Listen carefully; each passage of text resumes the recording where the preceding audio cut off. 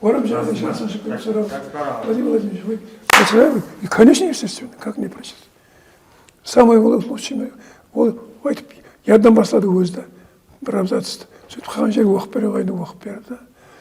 Міне соны келтірді Шавқат Мироманович. Мінекей деді, сол дүние жүзі бойынша үлкен қамшы болды да. Қайтадан адамлар «Война и мир», тыныштық, Орасан Парақашылар романын қайтадан қолға алып көрейік деп, қолға алып қайтадан көрейік. Бұрын оқыған болса, неше оқыған болса. Мен сондан бұрын екі рет оқыдым дегенмен «Война и мирдің» 4 томын столдың үстіне әкеп қойдым, телевизордың қасына. 4 томын әкеп қой. Шай ішіп отырғанда ашып қараймын жаңағыдай. Ең қызы 4 томын. Өзбекше томын, өзбекше 2 том аударылғаны бар еді. 2 томын әкеп қойдым, өзбекшесін. Бір томын қыдырып келген қонақлар бір ұрлап кетіп қалыпты, өзбекшесін. Ұрлап кетіп қалыпты. Сол ұрлап кету дегенге да, не бар ғой, кітаплар дейді ғой, кітап ұрлыққа жатпайды дейді ғой. Бірақ бұл қағатында да ұрлыққа жатады да. Конечно, ұрлыққа жатады. Ұрлықтың қаты ұрлық қой. Міне сөйтіп, «Война и мир» романы дүние жүзінде жаңағыдай басқа естіген мемлекеттер үшін үлкен қамшы болды. Жаңағыдай перевод өтуде. Себебі «Война и мир» есімде менің пәлен эпизод есімде оқып берейін бе, ядын айтып берейін бе дегендер болды да. Осылар ішінде. Енді солар ішінде біреулер бар, оқымадым дегендерім бар. Оқымадым, киносын көрдім дегендерім бар. Киносын көрдім. Киносын көргеніңе рахмет. Кино деген балам шылт-шылт етіп кетіп қалады болғанында. Мен түсінігім бойынша да. Киноның жақсы-жақсылары бар, бірақ дегенмен все равно кино жылт-жылт етті кетті қалды. Ұмытып кетсең де. Міне соны Шавқат Мироманович келтірді. Міне сөйтіп пропагандалау керек кітап оқуды. Сіздер оны істемей жатсыз.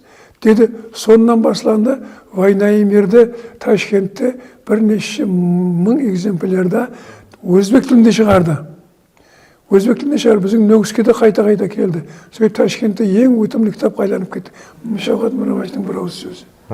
Бір ауыз сөзі. Әзірем сол кітаптар елде келіп жатыр. Нөгістегі кітаптықаларда солардың елі «Война и мирдің» елерге өтіп болған жоқ біздің халық. Оның бәрі ұтыңқыратты. «Война и мирлер» жатпау керек дұқанда. Сразу өтіп кету керек та. Әсіресе өзбекшесі. Енді біздің қаралпақлар орысша оқымайтұғын болды. Орысша оқымайды, қаралпақша жоқ. Сен онда не оқисың? Әсіресе мен қаралпақ оқушылар айтарым да. Қаралпақ оқушылар үшін қаралпақ тілінде жүзі кітаплар азғандай. Жүзі кем аударылған. Оған жаңағы специалистлер не деп айтамыз? Қанегелер жетіспейді, аударма жетіспейді. Қазақтар мен өзбектер Орта Азиядағы ең күшті кітап шығаратын аудармашылары бар.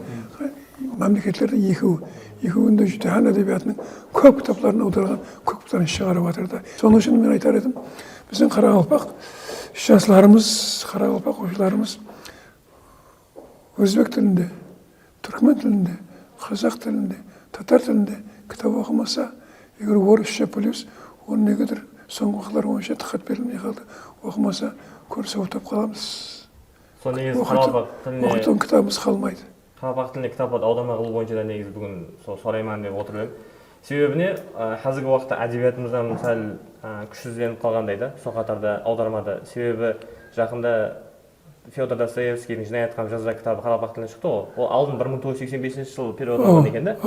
Соны адамдар қайран қалады да, бұл аударма қылынған ба осы кітап деп. Сон аударма қылу түгіл, аударма қылынғаннан білмейді екен да біздің адамдар. Білмейді, бізде пропаганда жоқ. Олар библиотекаларда жоқ. Библиотекаларым жоқ, мектеплердің библиотекаларында жоқ. Бұрын тұрады. Мұғалімдер 9-шы класслардың программасында Достойдың темалары бар еді. Солар мектептің библиотекасынан кітаптан әкелуін біледі. Қазір мектептердің библиотекасы жоқ. Қазір мектепте сабақ өтіп жатқан мұғалімдер қарақалпақ әдебиетінен. Ибраһим Юсуптың туасы өткенде Ибраһим Юсуптың топлауын әкеп көрсетіп балаларға. Сондай дәрежеде вайрайшылық болды әзірде. Бағдыр дәрістарын әкеп көрсете алмайды. Мектептің библиотекасы жоқ. Бұлақлары, біздер мектепте оқымақлары, кейінгі уақытлары жақынға дейін әрбір детсадта, әрбір мектепте өзінің бай кітапханасы болатын еді.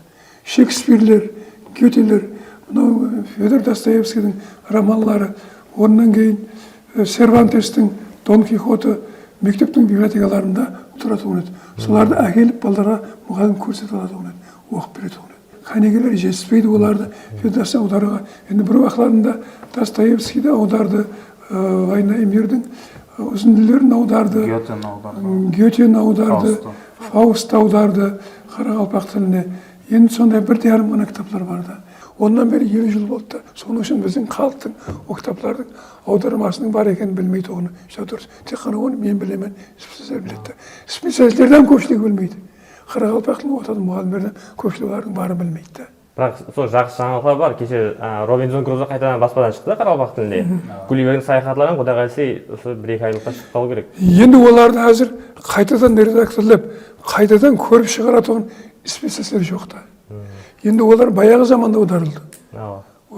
Уақытта аударма кәсібінің елі әзі уақытлары былайынша қарағанда. Енді қазір аударма санаты жүдә өсіп кетті. Енді солай жасап қалып, қазір уақытта Гулливердің саяхатларынан қайтадан көріп шығып, қайтадан шығарғанда қандай әжайып болар еді да. Соның шығарып тұқты құдай қаласа сыртларынан, мұқабаларынан сұлу қылып заманда Робинзон Крузодан сондай қылып. Енді қазіргі кітаплардың мұқабаларына гәбі жоқ. Бірақ іштерінде менің претензиям жүдә көп та. Мұқабалары жүдә қиямет шығарып жатыр. Қазір себебі мұқабалар шығаратын қағазлар мынау нелер жүдә көбейді ме деймін да, мынау жылтырақ қағазлар. Бұрынлары жылтырақ қағазлар шыға беретін қадимгі апайнелерменен да, апайнелерменен шыға беретін оны да. Енді қазір олар сол шыққан кітаплар құндырақ болады оны. Себебі олар арзан болады. Мынандай кітаплар мінекей Арафа накануне деген романы 20 тиын 30 тиын болуы мүмкін еді. Дүканнан барып аласаң, оқимын, сен студенттерге беруім мүмкін, сен сұраған сағынан беруім мүмкін, оқи ғой депті. Енді мына кітапты мен пәле мың сомға мен ешкімге бермеймін. Ұстатпаймын, солай ма? Біреулер ұстайын десе ұстатқызбайды маған бір. Ұстатқызған жоқ. Ұстатпай-ақ қояйын дедім, мен ол кітаплар менде бар, бірақ ұстап көрейін дедім ғой. Жүдә сұлу да. Енді менде ол кітаптың ішінде нелері бар. Жүдә сұлу кітаплар. Енді сырты қиямет болғанменен ішін қайтадан жақсылап шығару мәселесі тұру керек та. Кітаплардың бәрін редактор шығымыз. Жаңағы бұрынғыша кітаплардың барлығын қанеге енді әзір жоқ ондай редакторларда.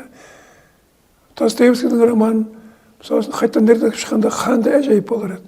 Қайтадан редакторлеп, мысалы үшін мен құсаған бір адам. Енді ол мендей адамдар тайырланбағанымда, біздердің поколениеміздің уағымызда негедір аудармашылар тайырланбағанда, біздердің қатарымызда не деген жігітлер бар еді. Мынандай аудармашылар болады оғымда. Солардың бәрі шоғыланған жоқ. Оның менен біздің жауыздар сам шоғыланған жоқ та. Аудармашы мәселесін тайырлауда.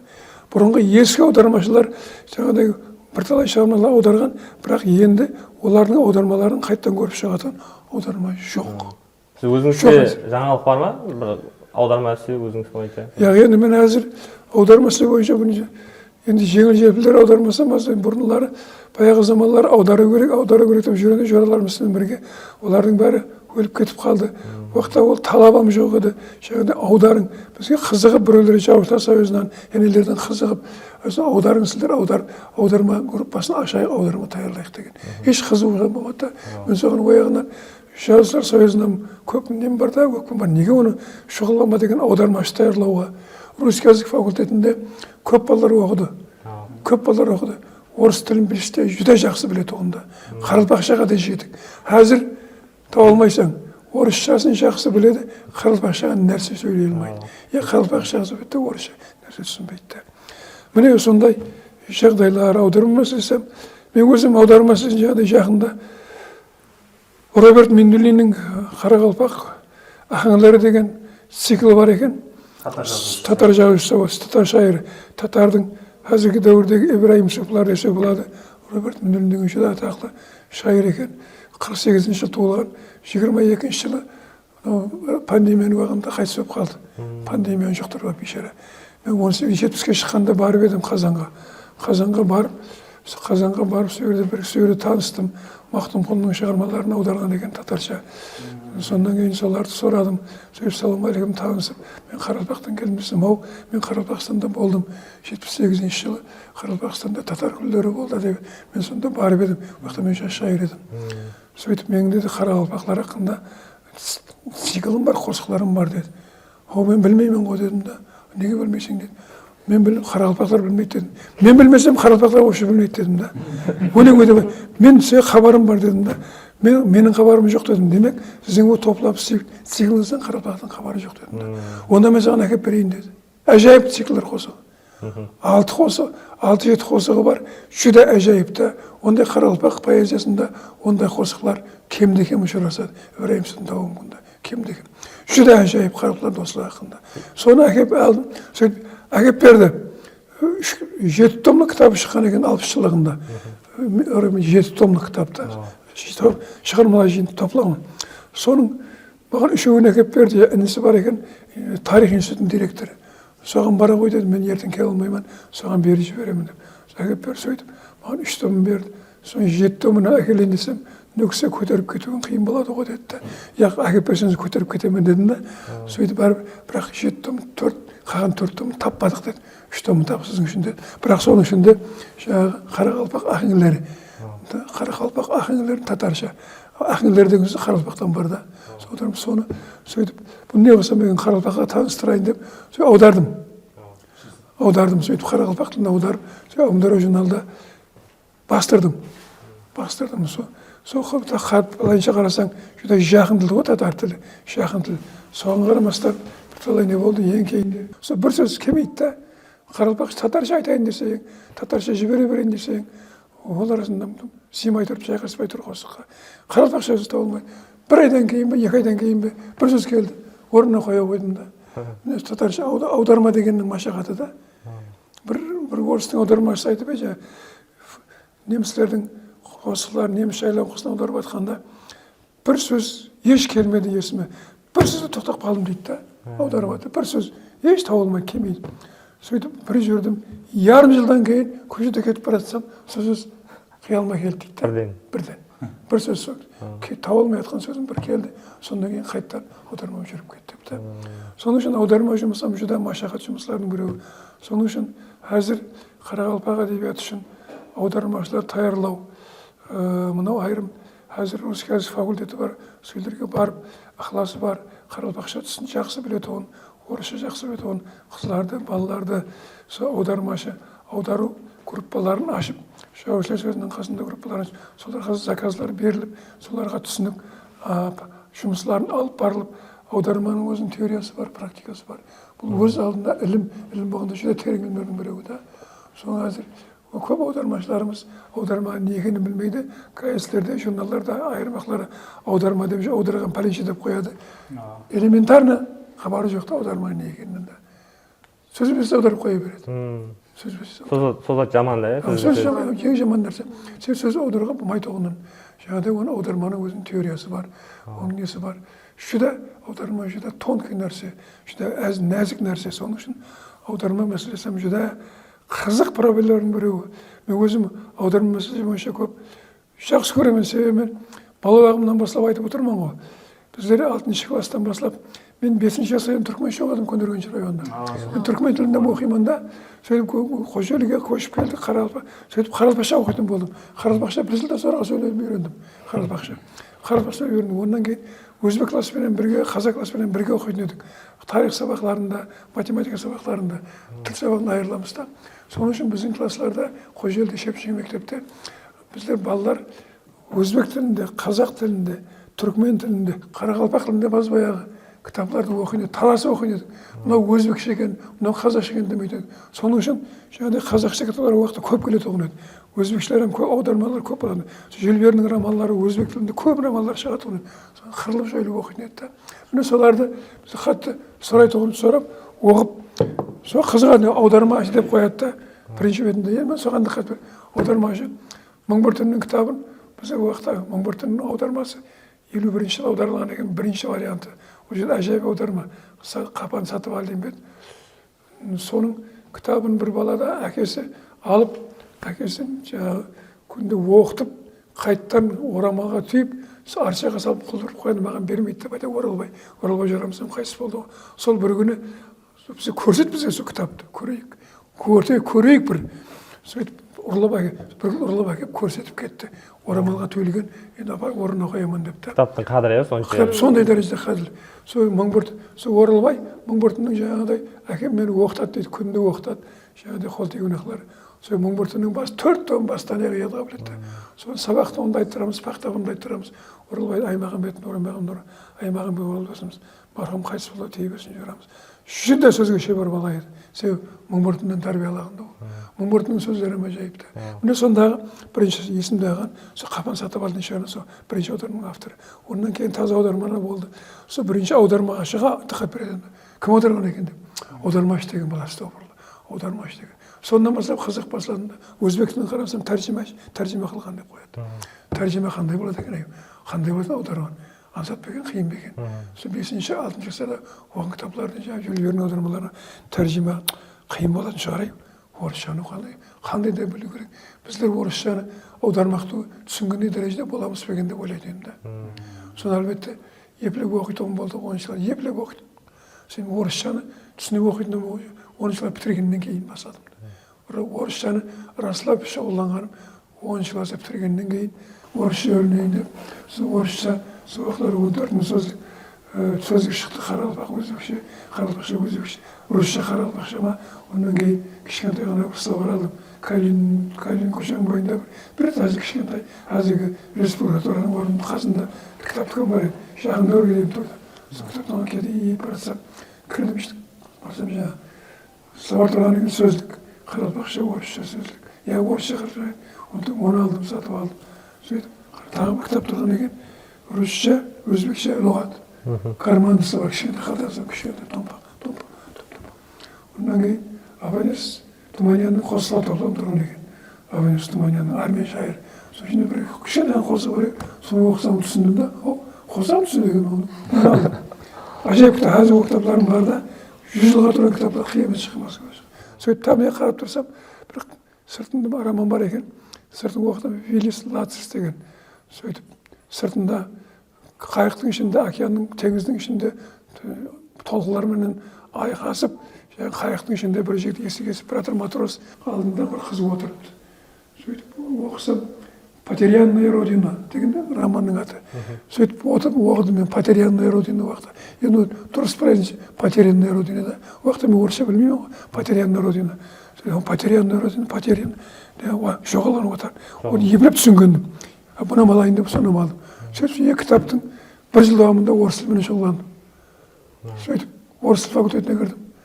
Қарақалпақ тіліне, әдебиетіне қарғысылар айтып, оқымай ақ қояйсы Қарақалпақ. Сол жаңағы рус әдебиеті дегенге біз ойлаймыз сол өзбек тіліне дерлік хамис аударма қылып болған шығар деп. Кеше біз естіп қалдық. Достоевскийдің «Вечный муж» деген повесті бар екен да. Соны Ибрахим Ғафуров өзбек тіліне аударма қылған. Хуршид Досмұхаммад кітаптың атын іздеген, «Вечный муж» деген қайта аударма қылсақ болады деп қайта іздеген да. Енді ол кісілер жас үлкен кісі ғой, білімі бар, жас адамдарға тапсырып болмайды да ондайды. Сол қатар Қарақалпақ тіліндегі аудармаларды жастарға емес, көбірек сізге, сіздің қатарыңызда инсандарға тапсырса, сондай бір жаңалық бар бола ма екен? Енді ол аудармаларды әлбетте жастарға тапсырған мақұл болады. Мысалы үшін менің енді әзір бұрынғыдай бір азанға дейін отырып едім да, кітап оқып, азанда бір болып тастайын депті. Әзір 1 сағат, 1,5 сағаттан тек отыра алмаймын да. Көзім ауырады, белім ауырады, ондан кейін жақпай қалады, оны шаршаймын да. Жақында азырақ бір өкім орынқырап тағы әзірлеп қалдым ба, білмеймін. Соның үшін жаңағыдай бұл әзір мынандай тәжірибе бар да, бұрынлары не бар еді? Қадаған етіле туынады. Мысалы үшін Расул Гамзатовты тек орыс тіліне аударасаң деп аударылады. Лев Толстойды тек орыс тіліне аударасаң деп аударылу керек. Орыс тілінен Достоевскийлерді. Әзір, мысалы үшін бұрын бізден басқа, СССР-ден басқа жердің көп мемлекеттерінде басқа тілдерден аударыла береді. Мысалы үшін қарақалпақтар әзір, мен айтып отырмын, орыс тілінен аударуға бізде әзір не жоқ, маман жоқ. Орыс тілінен аударылатұғында. Мен білетұғын маман жігітлеріміз, біздердің жораларымыз, бірге оқыған жораларымыз бар еді, сол аударсақ болады деп жүретұғын. Олар өліп қалды. Олар өлмегенде біртілай сені олардан ешкім кәсіпке жаңағыдай тартқан адам болған жоқ та, аудар сен жәрдем бер, аударайық депті. Мысалы, менім сондаймын да. Менім көп бұрыннан 15-20 жыл бұрын, мысалы үшін тартқанда, мысалы үшін жәрдем берейік, давай аударайық деп, Аманиязды шақырған болар едім. Тағы да 5-6 шекілер өтіп, мынандай аудармашылар да. Сосын сіздің ізіңізге еріп, қасыңызда жүріп, шәкірт түссе. Шәкірт түскенде, мысалы үшін, сондан шәкірттер пайда болар еді. Әзір жоқ, өзімізден басталым жоқ та. Соның үшін, әзір мінекей айырмелерде, мынау өзбектердің өздері, қазақтардың өздері, яғы шығыс елдерінің жазушылардың кітаптарын Япон, Қытай, ондан кейін мынау жақын шығыс елдерінің, Европа елдерінің көп кітапларын орыс тіліне аударған деп атырыпты да. Орыс тілінен аударған, мысалы үшін өзбектің я қазақтың жазушысы, аудармашысы. Тек ана тілден емес та. Енді біздер hem қазір біз қаралпақ тіліне жақсы біліп отырған балаларды, ақсақалды жасыл көл 60-ға 50-ге келгендерді, мысалы үшін өзбек тіліндегі жақсы аудармалардан қарақалпақ тіліне аударып алу шанс бар да. Бұны жолға қоюға болады. Тап сіздердің басшылығыңызда да. Бірақ ол не болып қалмай ма? Ешқандай. Аудармадан аударма болып кетпей ма? Ана тілден тура аудармалағаннан өзбек тіліне аудармалаған. Өзбек тілінен аударған жақсы күшті аудармалар бар да. О енді қарақалпақты сен мысалы үшін Япон тіліне аудара алмайсың, Қытай тіліне аудара алмайсың, француз тіліне аудара алмайсың, неміс тіліне аудара алмайсың мысалы үшін да. Қазір орыс тілінде олардың бар, енді сіз айтып жаңағы орыс тілінде Европа әдебиетлерінің, шығыс әдебиетлерінің, Европа әдебиетлерінің барлығы аударып кетуге болады да. Шығыс әдебиетлерінің барлығы да қиын, бірақ шығыс әдебиетлерінің көпшілігі аударылды да. Орыс тілінде барлығы бар. Соның үшін мен ойлаймын, ешқандай бұның айыбы жоқ. Өзбек тілінен мысалы үшін Делбәні, Достоевскийдің Делбәсін өзбек тіліне аударған деп жіберсе болады. Себебі өзбектердің өздері мысалы үшін Япон тілінен, Япон жазушысы Акутаваның мысалы үшін айырым романдарын Япон тілінен емес орыс тіліне аударған. Орыс тіліне аударған деп қойыпты. Демек болады екен ғой. Ал өзбектер, қазақтар және басқа жазушылардың тілдерін білмей тұрған болса, демек оларды орыс тіліне аударып жатыр. Демек бізге қазақ тілінен өзбек тіліне аударуымызға болады. Айыбы жоқ. Бірақ оны өзбек тілінен жақсы білуіміз керек, қарақалпақ тілінен жақсы білуіміз керек. Жаңағыдай сорын қайнатып, масқарасын шығармай аударуымыз керек. Андрей аға, осы жерде алдын ұстазларымыз айтатын еді біздерге. Былай, мәселен, Пушкинді аударып жатырған уақытта, Пушкинді қарақалпақ қылып жібермеу керек, қарақалпақша сөйлеп тұрған Пушкин болу керек деп айтатын еді. Сол пікірге қалай қарайсыз? Мәселен, жазушылар, ямаса шайырлар шығармаларды аударып жатқан уақытында, мәселен, өзінен қосады. Бір қарақалпақтың колоритіне, ямаса менталитетіне тиісіз сөздер қосып жібереді. Сондай, мәселен, қағидалар бар ма дегенім ғой? Қағидалардың бір фраза бар. Аударма екі таның баласы дейді. Екі таның баласы. Пушкиннің қосқыларын Ибраимовсың аударды ма? Бір тағы қосқылары бар. Я помню чудное мгновение бар. Басқа қосқылары бар.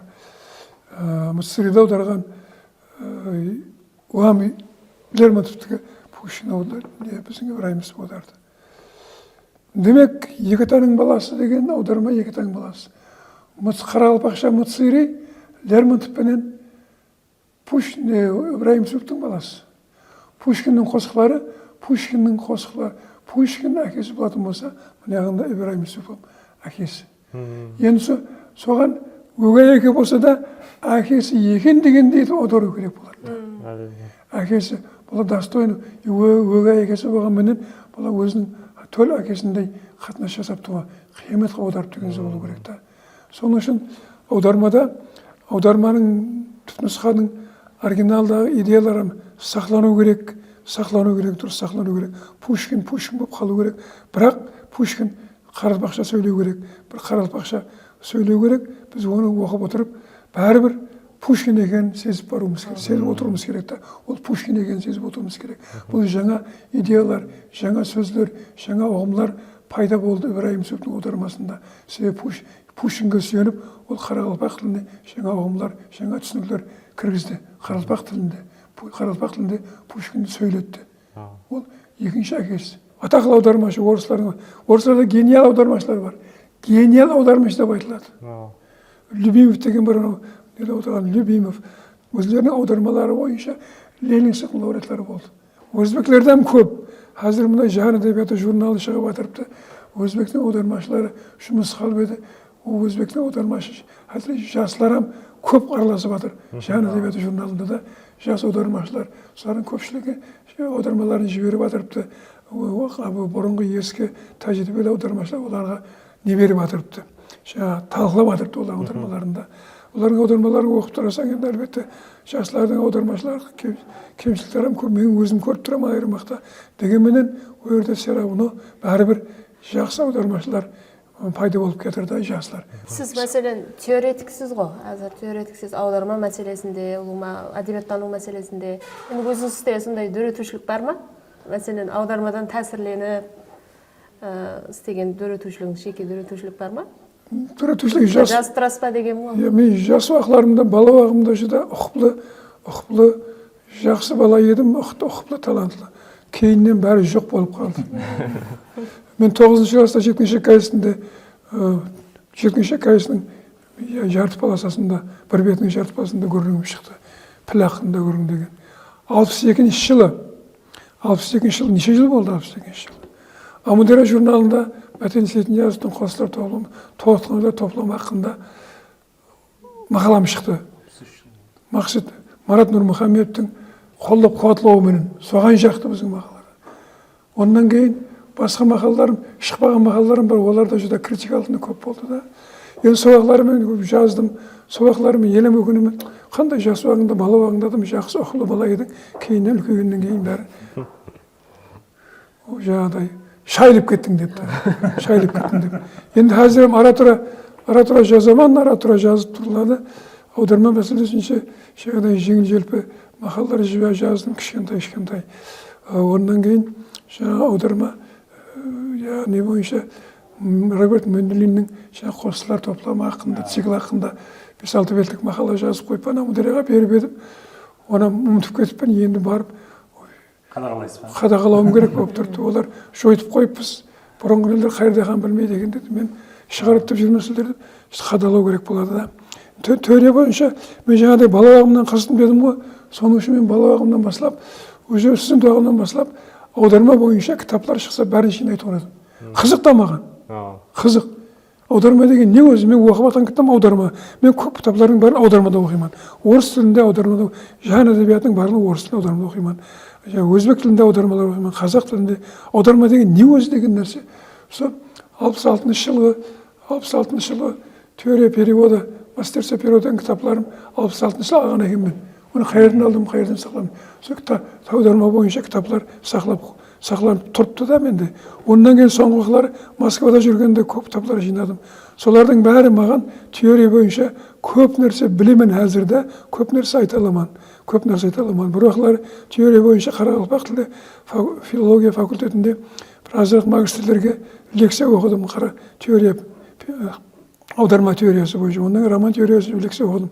Ондан кейін оларам негеден 1-2 жылдан кейін бізге бермей қалды. Мен айтқандарымнан пайдаланып, программаларынан пайдаланып, өздеріміз оқып көріңдер, оқи берің.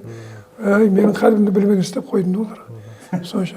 Сол балаларға аудармаларды сабағында аударма өтіп, тәрбиелеуге болатұғынын білгенім бар да.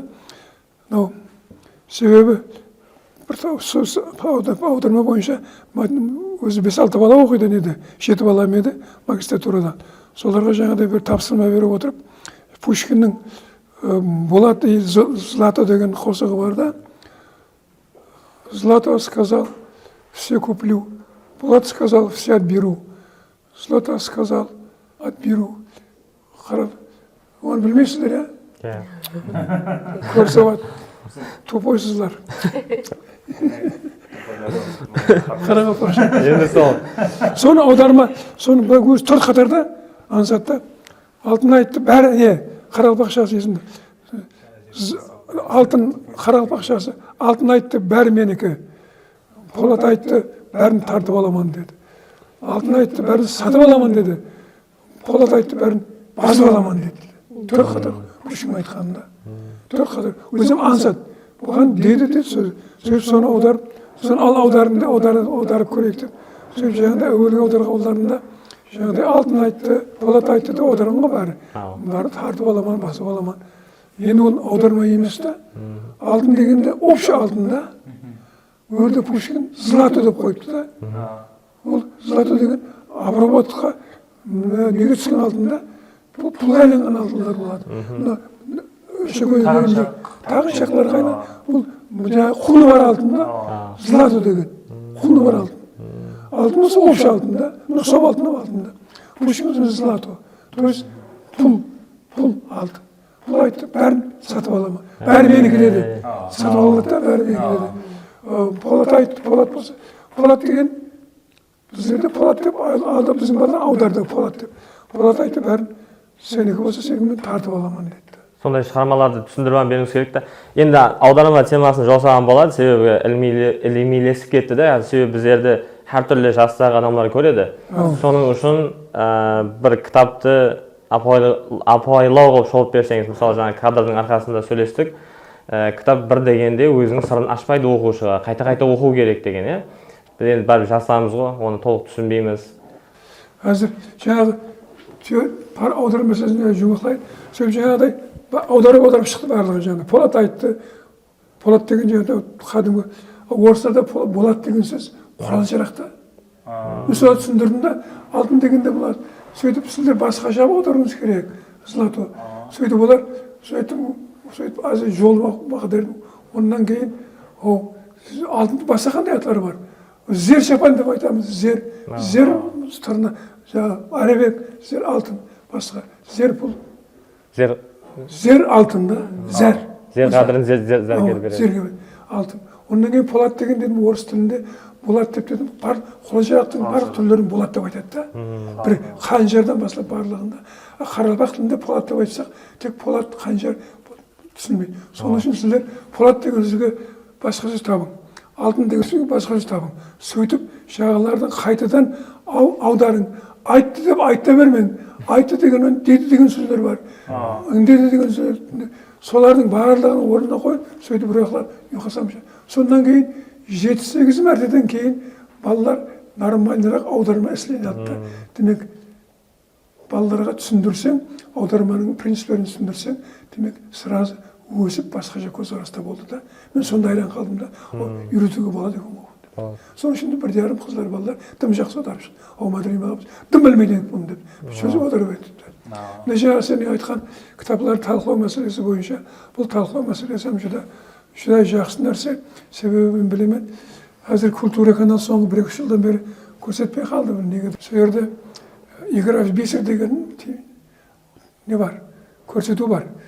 Игорь Волгин деген жігіт апарады, 80-ге шықты былтыр. Неміс жазушысы, Нобель сыйлығының лауреаты Герман Гессенің романы бар. Игорь Бисер деген. Герман Гессе. Қайсы кітабы деген? Герман Гессе, сол кітаптың аты Игорь Бисер деп айтылады. Герман Гессенің кітабы. Герман Гессенің өзі өмірінше библиотекада істеген, библиотекар болған кітап шығарумен шұғылданған. Кітап бойынша білмейтін нәрсе жоқ. Герман Гессе, Нобель сыйлығының лауреаты. Соның сол кітабының атын алған Игорь Волгин, Герман Гессенің кітабының атын алған Игорь Бисер. То есть жаңағыдай шашылған зер моншақларды жинау, тізу. То есть бір нәрсе шашылған сол мәнілерін шағып тартып алуда. Сол мәнді айтылады. Сол әптесінде бір мәрте дүнияға белгілі кітапларды талқылайды. Бір мәрте. Сол үшін қасына шақырады, мұна накануне романын талқылап алатын болса, Тургеневтің бойынша қанеге доктор наукалар профессор 4-5-ін шақырады. Олар таярланып келеді. Өзі тайым болады. Сөйтіп оларға сауал қояды. Мынау бойынша.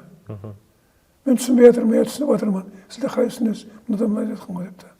Сөйтіп соны бастан аяғына талқылайды. Әзірге даваманның көз арасынан да. Бұл әжайып передача еді. Әжайып передача. Мен тыңлағандарымның ішінде Чеховтың көрінген бір не болды. Көп тыңладым, оның көп тыңладым ділердің ішінде. Көп романдардың, сырт елдердің романдарын, орыс әдебиетінің романдарын талқылауға салады. Көрінгілер талқыға салады. Чеховтың бір көрінгін алады. Соларды ортаға тастайды. Өмірінше Чеховпен шұғылданған 4-5 специалист, профессорлар. Солар соған мәні береді. Сөйтіп талқылай, өзі басшылық қылады. Игорь Волгиннің журналистика факультетінде спецсеминар оқитын еді. 77 жылы Игорь Волгиннің лекциясында 2 рет лекцияны тыңладым. Соның үшін Игорь Волгиннің передачасын қалмай тыңдайтын едім да.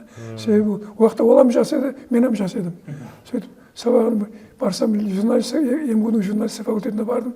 Барсам жаңағыдай Игорь Волгиннің Достоевский бойынша спецкурсы бар екен. Сөйтіп барайын деп тұрдым алдында, аудитордың алдында. Сөйтіп келді бір уақытта, сразу таныдым, суретін көріп жүрміз ғой. Сондан кейін сондай маған кіруге бола ма? Сондай Қарақалпақстаннан мен аспирантпын дедім да, кіруге бола. О, бала кіре бер. Сөйтіп 3 рет кірдім лекциясына. Кейінгілер баруларына уақыт болмай қалды да. Әжайып лектор, әжайып шайыр, өзі шайыр, әжайып енді ведущий да. Енді сол передачалардан көп үлгі алуға болады. Сіздер таласпанын көрің, Игорь Бисер деген Россияның культура каналында әзем давам етіп жатыр да. Әзем давам етіп жатырыпты. Сондай менеге жаңа сен давам еткен сұрағаның кітапларға мәні беру.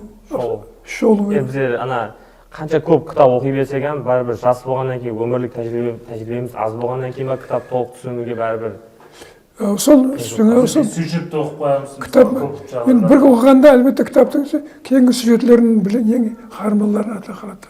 Соның үшін классиканы бір мәрте емес 10 мәрте оқуға болады да. Бір мәрте, 2 мәрте, 3 мәрте айттым. Мен Толстойды «Война и мир» 3 мәрте оқыдым депті. Енді Достоевскийдің романдарын бір мәрте шалалап оқыдық. «Преступление, наказание» нелерінің барлығы.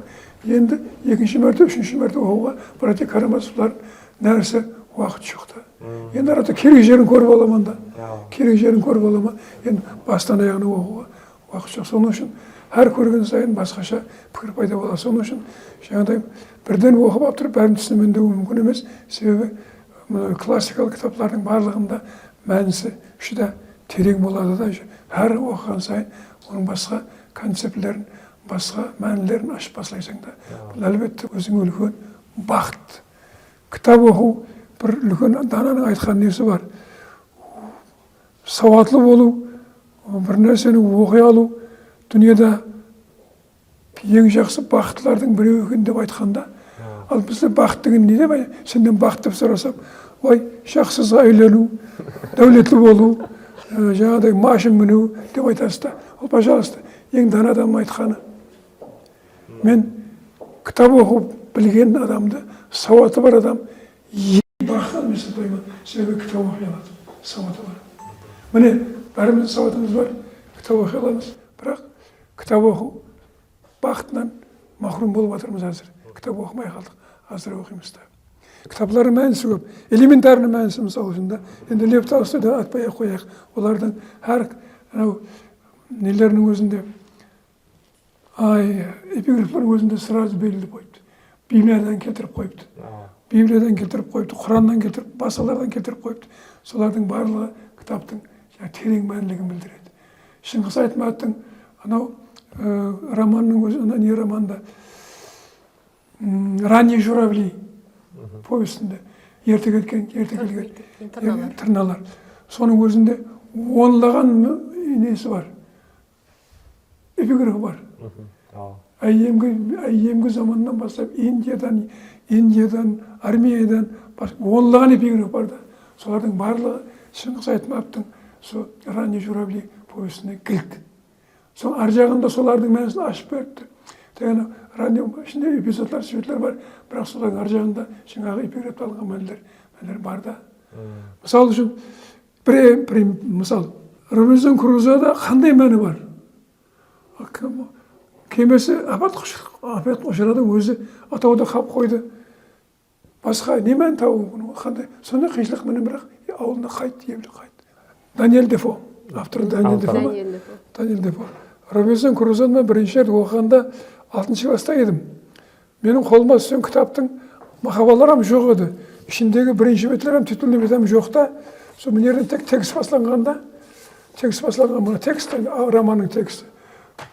Мен атларын білмеймін, сол кітапты оқып шықтым да, қазақша. Артында да жоқ екен да, еш нәрсе. Артында бәрі жоқ. Мен жазушы кім, бұл аты қандай романның білмеймін да, сөйтіп оны армияға барғаннан кейін барып білдім мен. Мен Робинзон Крузоны оқығаннан кейін депті. Робинзон Крузоны оқығаннан кейін автор Даниэль Дефо екен депті. Бірақ Робинзон Крузоның сюжетлерінің барлығы менің қиямет есімде қалды да, қазақша, қазақ тілінде оқыдым. міне айтып жаңағыдай адамшылық инсанилық депті. Бұл жерде әлбетте жүзде көп нәрсе бар. Білесіз бе, Ремзон Даниэль Дефо инсанияттың адам болу тарихын өз ішіне алдыраман деп жазды романда. Инсанияттың тарихы қазіргі өзінің дәуіріне дейінгі тарихы, өзінің дәуіріне дейінгі тарихы мындан барады. Себебі ол жаңағы тиын тауып алғанда, пұл тауып алғанда жерде қуанса пұлды сақтап қояды. Уже пұлдың шыққан басы жаңағыдай уже буржуазия бері басыланды да. Сол дәуірге дейін Даниэль Дефо жәмиетті қамтыған. Бірінші неден басталады? Жүзіп шыққаннан кейін корабльден кеме апатқа ұшырағаннан кейін жүзіп шыққаннан кейін қайтып сол бір түнде қаяқта отырды? Не қылды? Қайта жатып шықты. Робинзон Крузо. Атау. Шықты епіліп. Атауға шықты. Енді ол атауда адам жоқ. Кілең зиян жәліктер көп. Ауылдар көп, басқа нәрселер көп. Енді ол өрде мүмкін емес отыру ол. Атаудың ішінде. Я оны жасыр атаудың жайы жоқ, я төлесі жоқ. Не қылды? Қаяқта түнеп шықты. Теректе шығар. Сен дұрса оқымағансың, оқысасың мен астығымын. Әлбетте теректің басына мінді. Оның басқа жағдайы жоқ еді. Теректің басында кімдер жүрді адамзат пайда болғанағында? Маймыл. Міне, адамзаттың бірінші этапын көрсетіп қойыпты Даниэль Дефо. Адамзат адам болу үшін, адам болардың алдында теректің басында күн көрді. Маймыл едік деген сөз. Символдық мәні да? Символический контекст бар. Неге маймылдың басына міндіріп қойыпты маймылдың орнына? Себебі біздің міне соған сілтеу беріп қойыпты Даниэль Дефо. Ондан кейін не болды? Ол жаңағыдай анаяқта мынаяқта От жағып көрді. От жағу қиындақ болды. Оған дейінгі жерден анау теріп жеп үйренді. Теріп жеп үйренді да қадымғы маймылдар соны қылмаймын жергілікті жаңағыдай теріп жеп үйренеді. Ондан кейін теріп жеп үйренді, жерде өсе деген соны сақлап қоюды үйренді. Ондан кейін жаңағыдай кемеден алып келген қалтасының ішінде 4-5 бір қысым бидай шығады. Бидай екті. Міне адам диқаншылыққа үйренді. Адам. Оған неше миллион жылдар керек болды. Міне бұл екінші этабы, үшінші этабы ондан кейін екінші диқаншылықтың алдында не бар? Аңшылық. Аңшылық қылды. Аңшылығымыз әлі жоқ еді. Балық ұстау керек болды. Құслар ұстау керек болды. Жаңағыдай қоян ұстау керек болды. Оларға жүгіріп жете алмайды. Соның үшін жаңағыдай аңшылықты үйренуге мәжбүр болды. Аңшы болды, аңшылық. Олар ұстай алмағаннан кейін жабай ешкі ұстап алды. Ешкісін сауып үйренді. Әне, диқаншылық ұшырасы. Шаруаға өтті. Шаруаға. Екінші, теректің басына түсіп шаруа болды. Ондан кейін диқаншылыққа үйренді. Ондан кейін жаңағыдай қайық салады. Ұсташылық. Енді ол жай керек болды. Төле қазды. Төлеушілер анау-мына қою керек, кәт қою керек, қапысу керек, не керек. Ұсташылық үйренді. Бұл үшінші этап. Ондан кейін енді анау-мына соғып үйренді. Кемеге барып қайтады, батып кеткенше. Ішінен балта шөкіштерін әкеледі. Солармен жаңағыдай, енді мен дөңгелектіп, батаудың аяғында кім бар екен, не бар екен деп, қайық соғайын деп қайық соқты.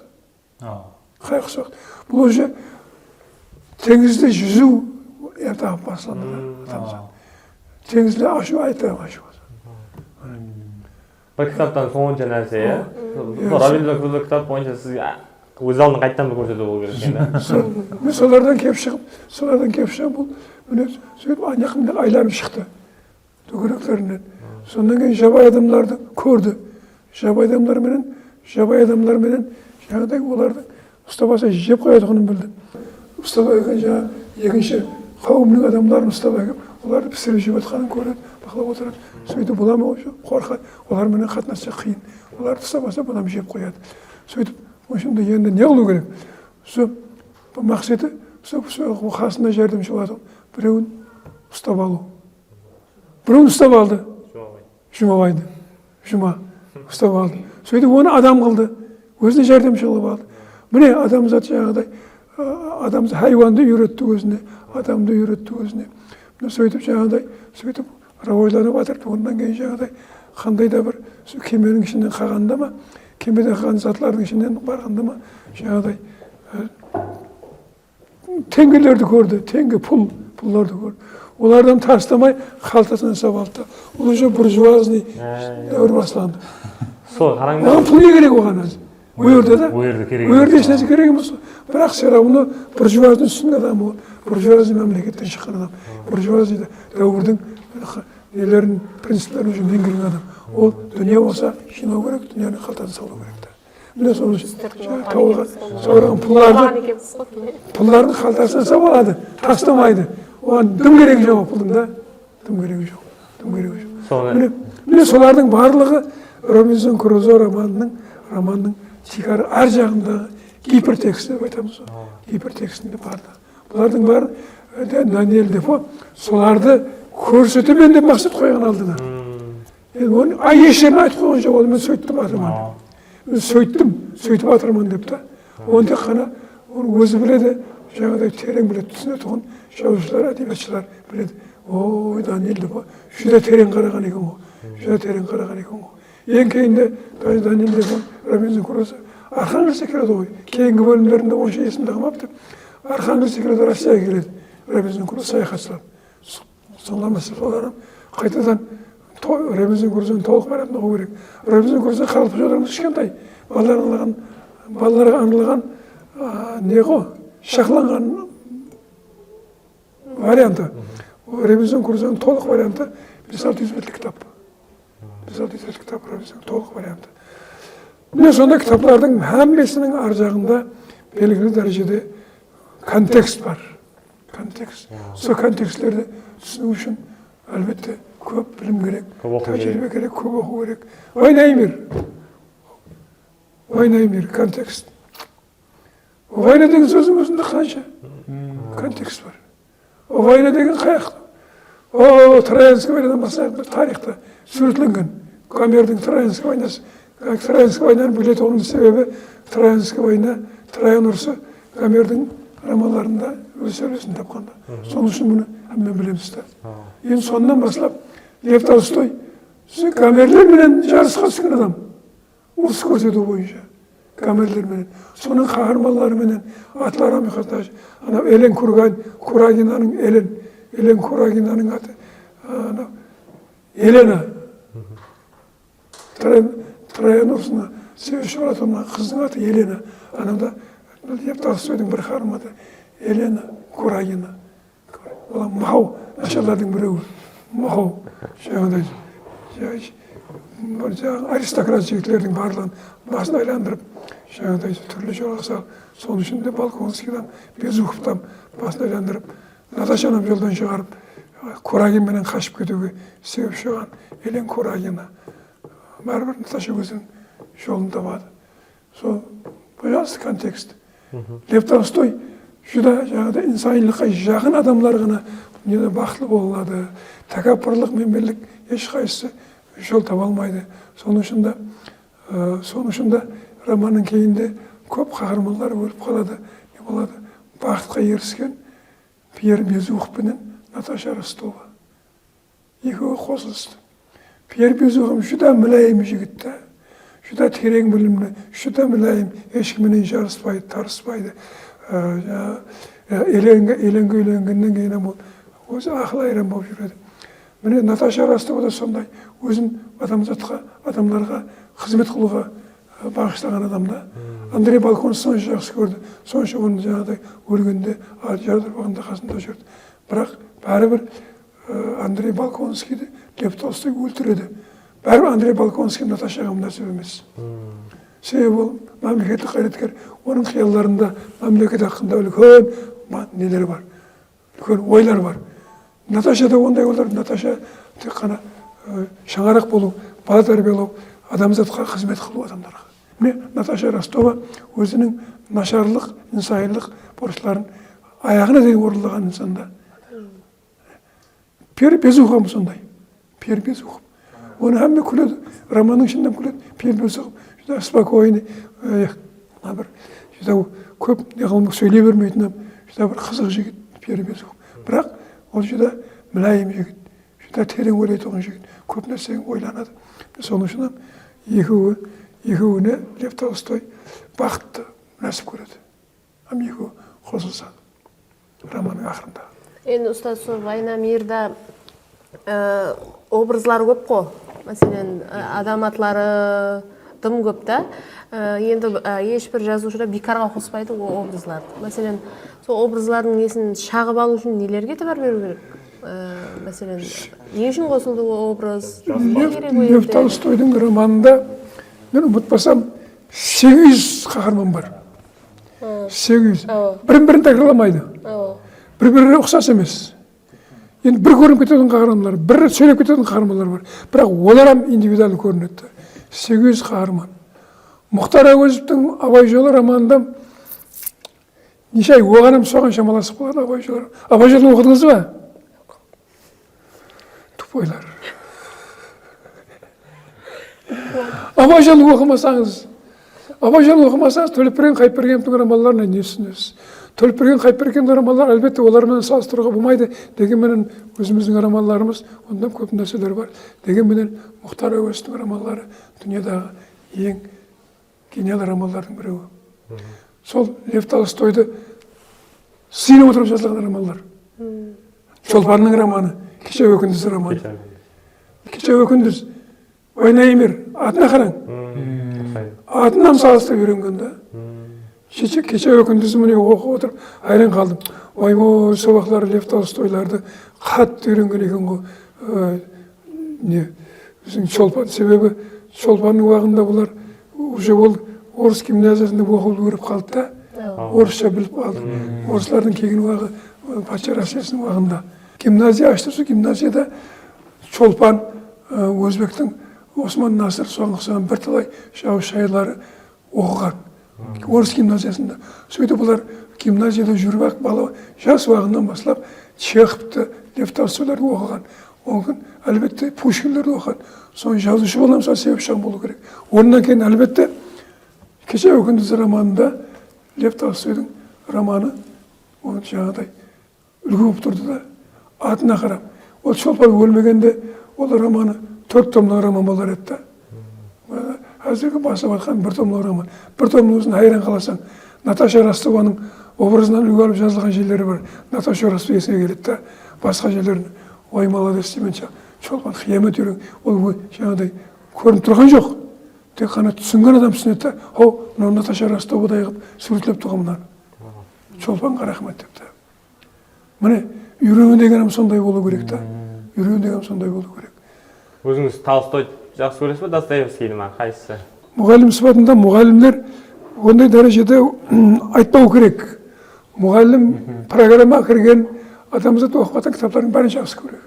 Енді өзіңіздің ішінде субъектив өзіміздің субъектив пікірмен симпатияңыз болады ғой? Симпатиямен Лев Толстой, Достоевский, әлбетте оларды айтсаң Чехов қалып қояды ғой мына жақта, Пушкин қалып қояды ғой мына жақта. Біліп тұрмын, жауап бергіңіз келмей жатыр, екеуін бірін сайлағыңыз келмей жатыр. Яғни ешқайсың сайлаймын, бірін ешқайсың өкпіртім келмей. Себебі Достоевский десем Лев Толстой тұрыпты, Лев Толстой десем Пушкин тұрыпты, Пушкин десем Чехов тұрыпты. Чехов тұрыпты. Енді олардан қояйын десең, мына Шолохов тұрыпты, Тихидон. Пушкин дейін десең, тек Пушкин десең, Твардовский не қыламыз. Александр Твардовский, Есенин не қыламыз. Олардан жақсы көремін да.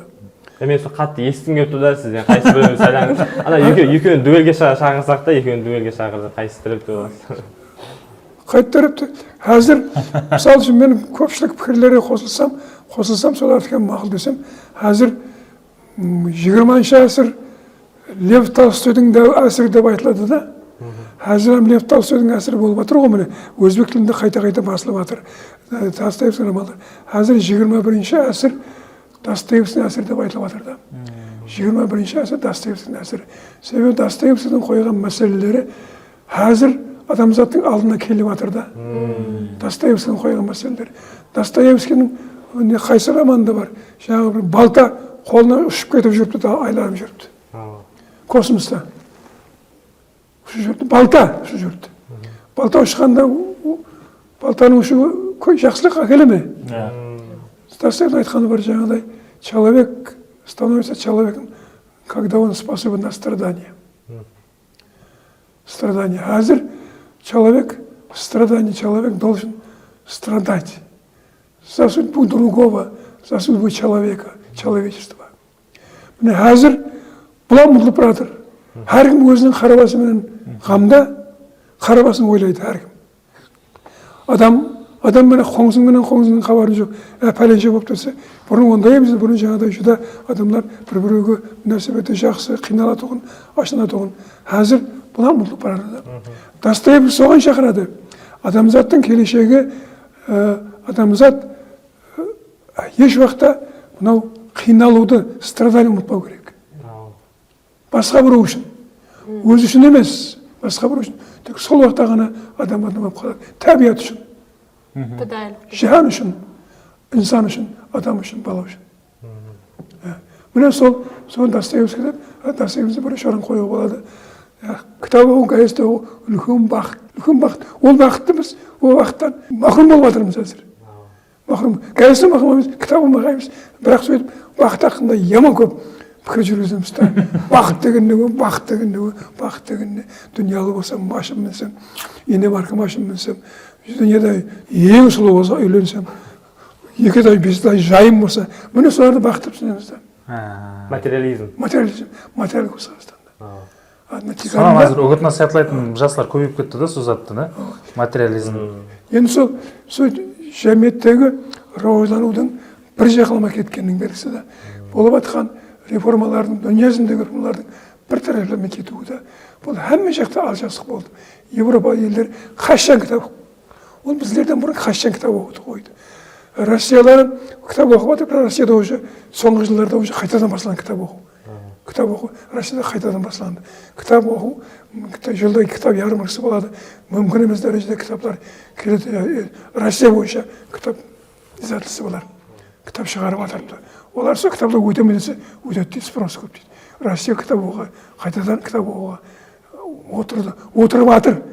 Елде оларым жалы болып кітап оқымайтын болдық деп. Оларым көп жалы береді ғой, кітап оқымайтын болдық деп. Жаңа бір гапты зор айттыңыз, Достоевскийдің әсері 21-ші әсір болып жатыр дедіңіз ғой. Сол адамлардың көбірек сол қайғыға, депрессияға түсіп қалып жатқанының себебі болса керек, иә? Қайдан деп ойлайсыз? Қандайдыр замандар өзгеріп, капитализм келіп жатқаннан кейін, күнкөріс қиын болғаннан кейін ба адамдар көбірек қайғы болып қалып жатыр да? Енді сол, қазір 21-ші әсірде бұл біз бақытлы әсір болады деп есептеп едік.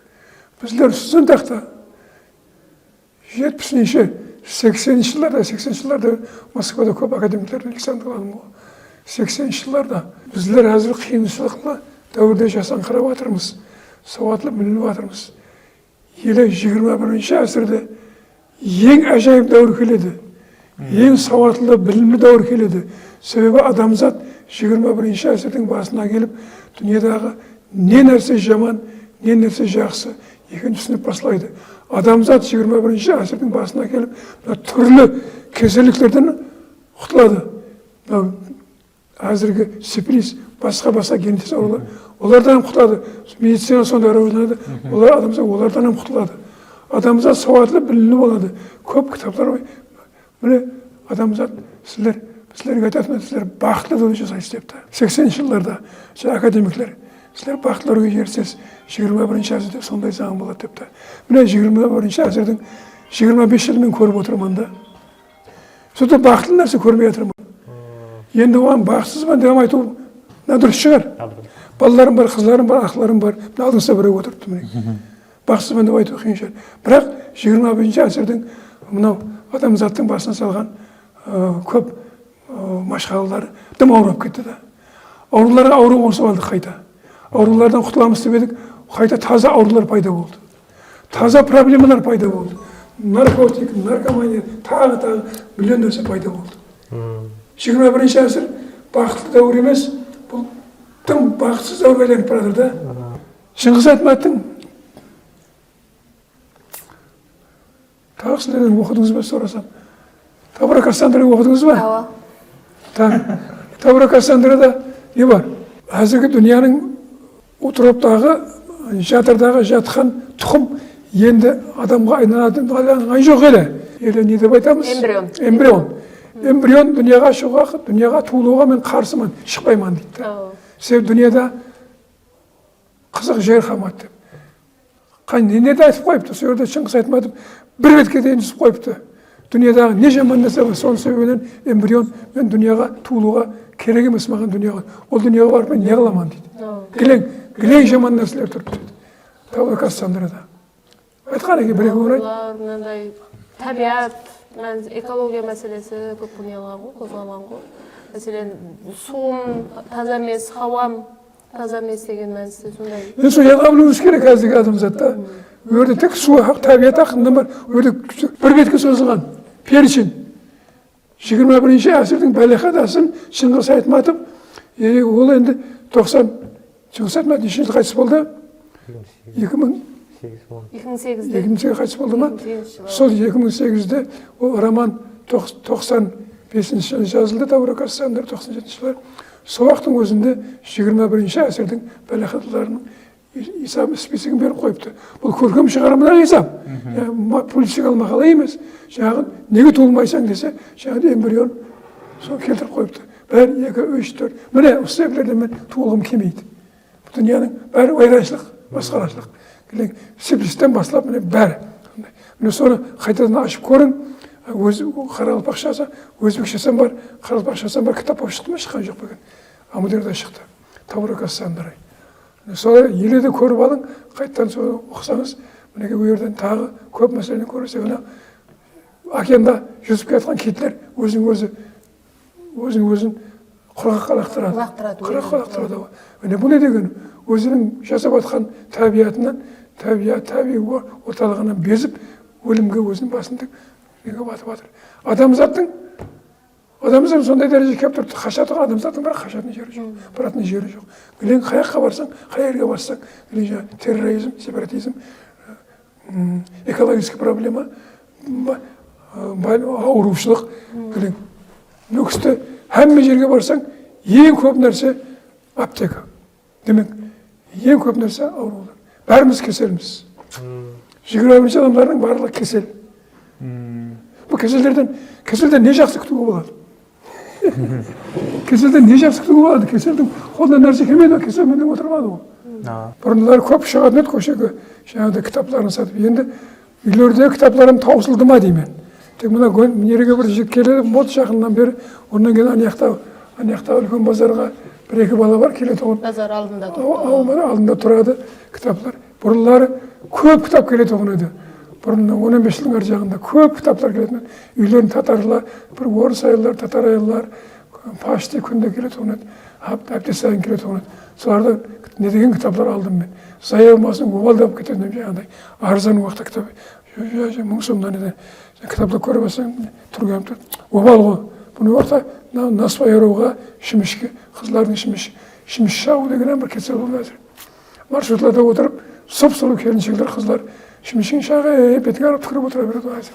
Міне мәдениет. Достар, бетіңе қарап түкіріп отыра береді.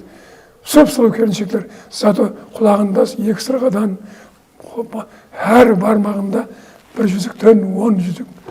Сондай әшекөй келіншектер, қызлар Шіміш шағып, бетіңе қарап түкіріп отыра береді. Соның айып екенін білмейді. Ұстаз, енді көп кітап оқыдыңыз, көркем әдебиетпенен бір қанша көп таныссыз. Бұма көркем әдебиет оқу, кітап оқу сізге не берді? Бүгінгі Мадрей Тұрсынмұратов деген үлкен шақсты тұлғаны қалыптастыруда қандай қызметі бар? Кітапсыз мен өзімнің өмірімді көз алдыма келтіру қиын да. Сол балалығымнан басылап, түркмен жоғын дедім бірінші. Түркмен тілінде Модам Даяр деген газет болады. Біздегі жеткіншек. Модам Даяр, сонда күрелерді оқидым. Ондан кейін сол жақта бірінші түркмен жазушылары Ағахан Дұрдиев деген, Мерет деген повесть есімде, Мерет тағы бір пьесалары нелері. Ондан кейін Нұрмұрат Сарханов деген жазушысы бар, кітап деген Мақтумқұл ақында. Соларды мен бірінші көзім ашылған кітаптар десем болады да, соларды мен елегінен есімде. Бір базарларда көріп жүрсем, Нұрмұрат Сархановтың кітабы тұрыпты. Оны дәрілеу алдым. Мен баяғы заманда оқыған кітапларым ғой депті. Нұрмұрат Сарханов түркмен, оларым гимназияда оқығанда Ағахан Дұрдиев, Нұрмұрат Сарханов гимназия орыс тілінде оқыған. Соның үшін 30-шы жылдары олар көргін жасында қалғандар. Ондан кейін мен 3 класс уағымда, я 2 класс едім әй. Шымбайда бір әжапаларымыз, аталас әжапаларымыз бар еді. Ол әжапаларымыз тіріме, өліме қатынаспай кеттік кейіннен. Білмейміз, ол енді үлкен, ол қайтсан болған болу керек. Негедір үлкен ағалар апалар қатынаспай қалды. Сол әжапамыз көнеге көп қыдырып баратуын еді. Көнеге әжапамыз Оразгүл шыға деймін аты. Көнеге қыдырып болды. Жас қыз болу керек, я келіншек бәген білмеймін. Біздердің жаспыз. Сонда көнеге Қарақалпақша газет апарғанын білемін. Ондан кейін 51-ші жылы шыққан ба, 52-ші шыққан ба, әдеби алманақ деген көлемі мына құрақымдай жұқа қаплы кітап апарды да, Қарақалпақша. Нүкісте шыққан әдеби алманақ. Ол әжапамыздың өзім сол кітапқа қызыға тұғын, газет оқитұғын болу керек. Сол біздер түргім болып кетесін деп апарған болу керек. Түркмеше бұралда төкпетіміз деп. Сол жаңағы кітап менің бірінші Қарақалпақ әдебиятын оқығам десем болады. Оның ішінде бірінші арасында Аббас Дабыловтың Бахадыр дастаны үзінді бар екен да. Мен соған айран қаламын. Бахадыр дастаны мен 2 класста, 3 класста оқыдым да. Себебі ол басқа кітап жоқ. Кітаплардың бәрі түркмен тілінде. Үйде оқып берді, сондан жаңағыдай оқып. Мүмкінсі мен Қарақалпақ тілін ұмытпауыма, кейіннен тестіклеп алуыма, сол кітаптар оқығам себепші болу керек. Ондан кейін Әмет Шамуравпен тағы бір орыс жазушысының екеуінің 40 қыз киносценарий бар екен ішінде. 40 қыз дастан бойынша киносценарий жазғанда, киносценарий. Сол 40 қыз бойынша ол киносценарий болған жоқ. Ол қойылмады. Ондан кейін Арал балықшылар деген киносценарий жазған екен Әмет Шамуратов. Ол кейіннен кино болды. Арал балықшылар деген. Сол бар. Есімде қалған. Сол кітап үйде бар. Онам мына көне базарда случайно таптым да. Көзіме оттай басылды. Мен көрінде оқы. Ол 52-ші шыққан кітапта мен оқыдым, қалды ол уақытта. Енді берді көзіме көріп, дәрі алдым. Үйде сақлап қойып, соны кеше ұмытып кеттім, соны көріп алуым керек екен, ішінде бар екен.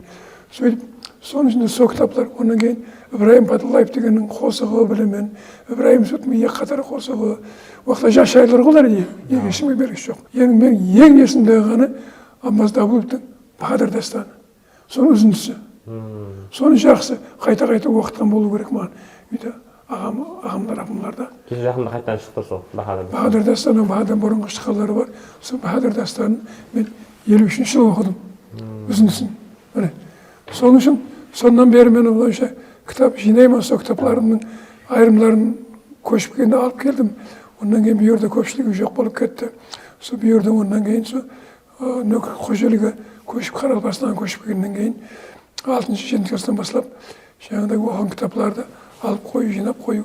7-8 класста кішкентай полк соғып қойдым бір шай ящиктен. Қартардың қадаларының ішіне бөліп, ішіне 20-30 кітап сиятылды. Сол кітапқа 20-30 кітап үстіне қоятын едім. Сол кітаплардың бәрін қалдым, Армияға кеттім. Армиядан келсем, кітаплар қамаған екен, бәрін әркім ұстап кеткен. Ішінде 1-2 кітап қалды. Соның ішінде сондай кітаплардан. Ондан кейін есімде қалған кітаплардың біреуі Болат Қарашанақты 6 класста оқыдым. Когда Калин Сталин. Ең құдірлі кітаплардың біреуі. Войништің Овод деген кітабымен бірге. Войништі білесіз бе? Кеше жақында олам. Сона Овод. Так, ішінде геройдың аты Артур киносын көрдік біздер уақытта. Ондан кейін жаңа қазақша кітапларын оқыдық. Жаңағыдай неге қолым бар, свеча қолым басып, жаңағы тесіп шыққан тұрады Артур нелер киноларында. Міне сол кітаплар, мысалы үшін бізге үлкен не болды. Болат Қарашанақты, ондан кейін Когда Калин Сталин. Солардай дидактикалық. Ондан кейін Капитанская дочка. Пушкиннің Қарақалпақша варианттары баратын еді. Ондан кейін жас гвардия, молодая гвардия. Ондай дидактикалық кітаплар жоқ та, әмі қалта жоқ. Мысалы үшін мінекей айтып отырмын, Войништің сонасы. Ондай кітаплар Англия әдебиетларында бар, Франция әдебиетларында бар, Гаврош нелер бар да. Енді ондай құр дидактикаға құрылған кітаплар, қосықлар бізге онша не бермейді. Мысалы үшін Бердақтың дидактик қосы. Балам, анау бол, мынау бол дегендер бір оқып қоямыз да. Бұларға онша мән бермейміз. Мәңгі пүр жүрізе бәр. Неге жаңа Болат Қарашанақты жұқырайды. Сол бала, жас бала, өспірім бала, соны азат қыламын деп, полицияларға ұмтылып, жұқырайды, азат қылып қашып кетеді. не деген ол ерлік, революцияға берілген ерлік та, идеяға берілген революция деп айтамыз ғой, идеяға берілген ерлік. Полат Қашыновты тағы Павел Корчагиннің образындай образды дөрету ол әркімнің қолынан келе бермейді. Міне сол Павел Корчагиннің образы дүниедағы ең жақсы образдардың біреуі, себебі оны айтылып жатырыпты. Оны капиталист мемлекеттерден көп аударған екен. Капиталист мемлекеттерде пұл таппаса аудармайды ғой. Демек Павел Корчагин КГС уақытында көп сырт елдерге аударылған екен. Соның ішінде капиталист мемлекеттерден бар екен да. Мысалы үшін бір мысал, Павел Корчагин түрмеге, қамала бірінші түрмеге түскенде, оның жүзі бір жоғары инсанилық фазилеттердің біреуі. Түрмеге түседі, қамалады, ұстап алады, жұқырайды, босатаман деп түрмеге қамалып қалды, ұстап алады. Или бала. Сонда жаңағы бала түрменің ішінде қызлар жатырыпты, балалар жатырыпты барлығына. Сөйтіп, бір азанда кеште, түнде білмеймін, роман қайтадан оқып алу керек. Жаңағы Христина деген қыз келеді Павел Корчагиннің қасына. Паша, мені ертең бәрі мынада ойран қалады мені дейді да. Сен мені ойран қыл мені дейді да. Паша, бұлар мені ойран қалады. Мен ойран боламын, бірді ойран боламын. Оның орнына мінекей, сен ажайып жігітсің. Яқ дейді. Мүмкін емес қой дейді да. Күресуіміз керек, сенем күресуің керек. Әне, соны Андрей Платонов хайран қалып келтіріп сол эпизодты. Павел Корчагин ұқсаған адамдар қазіргі дәуірге сыймайды бұлар. Бұлар 2 жылдан кейін пайда болады деп жазады. Платонов деген адам, білесіз ғой, гениальный жазушы. Сол Павел Корчагинді романын әмі сөгіп атқан уақытта соның рецензиясын оқып хайран қалдым. Платонов хайран қалдырған кітап екен ол еле. Платонов әрбір нәрсе хайран болмайды. Павел Корчагиннің образындай образды өретімен кітапларының барлығы Платоновтың Павел Корчагиннің образындай образды өретімен жазған образлар. Көпшілік несі да. Бірақ сол Павел Корчагинге хайран қалған. Бұндайым азаматтың образын өреткенін айт. Павел Корчагиндей адамдар еле берін бұл дүнияға жайғаспайды. 2 жылдан кейін пайда болады деп айтқан. Дұрыс қой? Бір эпизод Павел Корчагиннің әрекетлерінен. Сол кітаптар маған 6 класста оқығанда сол еле тәсір. Жаңағыдай оның Кремльге барып, Москваға барып, Красный площадьқа барып, әрі сезімдері. Сол уақытта ойланып отырып, Қызыл майданға менен барамын екен деп. Расында Қызыл майданға қайта 60-70 жылдары Қызыл майдан үстінде күнде өтетін болдым. Қызыл майдан үстінде библиотекаға барамын деп. Сол бірінші 64 жылы армияға барғанда бірінші увольнениеге шықтым. Сөйтіп бірінші Павел Корчагин Островский музейіне бардым. Сондай дәрежеде Остров музей Горький көшесінің бойында Кремльге жақын. Островский музей білемін, кітаптан оқыған. Островский музей. Островский музей жаңағыдай көзі көрмей мынандай нені соғып беріп білесіз бе? Картонға сызып береді. Сол картонның ішінде жазып отырады. Қатар. Роман өзі жазатын жерлері бар. Картонға жаңағыдай қатар деп сызып береді. Кесіп ойып береді. Әр бетке сөйлем маңдайым. Соған салып жазған. Соған салып соны жазады. Әстен қолымен жазып отырады. Қолымен ұстап отырып жазады. Сондан кейін жәрдемші береді оған жаңағыдай. Көзі мүслімей қалады, аяғы мүслімей қалады. Ондан кейін қола мүслімей қалады. Ondan keyin avuç aytadı. Avuç aytıp basayı onu Anna Karavayev деген соқта жас жазушы сол жерден келеді. Айтқанларының бәрін қағазға түсіріп отырады. Сөйтіп казакалистардың романы пайда болу сондай. Жазғанларын рас өтірік пе деген бір ойлапты. Расында сол музейіне барып көрдім да. Жатқан караваты, жатқан жері жаңағыдай картон қағаздан кесілген нелердің бар, қалемдері, жазылған нелері. Бір қатарының үстіне екінші бір қатарға бір үстіне бар жазып жүргендері бар. Көз көрмейді ғой. Жазып жүрген жерлері бар екен. Тарихта, иә? Тарих. Міне Павел Корчагин, Островскийдің романы хақында. Сондай міне казакалистардың, Молодая гвардия романы Падеевтің, бұлардың барлығы дидактикалық романдар емес та. Бұлар пікір салатуында, адамдар ой салатуын балаларға, жастарға да жаңағыдай жақсы бол, біреуге жақсылық қылсаң, жақсы болсаң, өніп өсең деген кітаптар емес. Бұл дидактика. Ибраһим Сүтім айтқан несі бар. Бар ғой. Бұл заманда ақыл айтқанға көп құлақ аса бермейді адамдар деп. Сондай құр ақыл айта бергеннен пайдасы жоқ та. Сондай кітаптар керек. Казакалия ұқсаған, жас гвардия ұқсаған, молодая гвардиялар, мінекей не деген смады жас балалар сондай бола ма екен 14-15 жасар балалар бірталай өмірін нетіп ешкімді сатпай шахтаға өздері секіреді оған өлімге басын әзір енді түсірді болып жатыр әзірде соңғы жылдарда 10 сериялы кино түсірді жас гвардияшы туралы оның бәрі болған нәрсе екен да әзір сан тұқымлары бар інілері бар екен біреулерінің балалары бар ата аналары өліп кеткен қашан сондай мінекей жаңа соңына байланысты сол кітаптардың барлығы менде әлбетте көп із қалдырсаң болады міне айырым эпизодтар айтып бердім айырым эпизодтар так что кітаптардың адамға бере тұрған жүда ақылы көп ақылы пайдасы көп дүнияға көзім ашылды мен сол үшін мен орыс тілін үйренгенім жүда мен жүда бақыттымын есептеймін орыс тіліне кіріп сөйтіп орыс тіліне үйрендім орыс тілінде кітап оқитын болдым менің үшін орыс тіл арқылы бүтін шығыс әдебиетіне шығыс мәдениетіне көзім ашылды орыс мәдениетіне еврей мәдениетіне көзім ашылды егер де мен орысша білмегенімде олардың бәрі маған үшін бір жаңағыдай сырлы сандық қалар еді сандық қалар еді соның үшін қаралпақ тіліне филология факультетіне 2 рет кіремін деп кіре алмай қалдым 2 рет кіремін деп кіре алмай қалдым елегіден арманым қаралпақ филология факультетіне кіріп оқымадым деп келе сіздерге лекцияға барамын айырмақты қаралпақ филология сіздердің орныңызда бір уақытларымда сондай арман қылдым қаралпақ филология факультетінде оқып студент болып отырсам сіздердің орныңызда мен сол арманыма жете алмай кеттім сөйтіп мен орыс тіл факультетінде оқыдым енді сіздерге бірақ мұғалім сипатында лекция оқып отырмын сіздер соның қадірін білмейсіз ау қай жерде оқып жатқаныңызды білмейсіз қаралпақтың жазушыларынан білмейсіз орыстың жазушыларынан сірә білмейсіз тупойсыз бәріңіз тоңқылдап кетемін тупойсыз бәріңіз рас тупой екенсіз рахмет Мадрем аға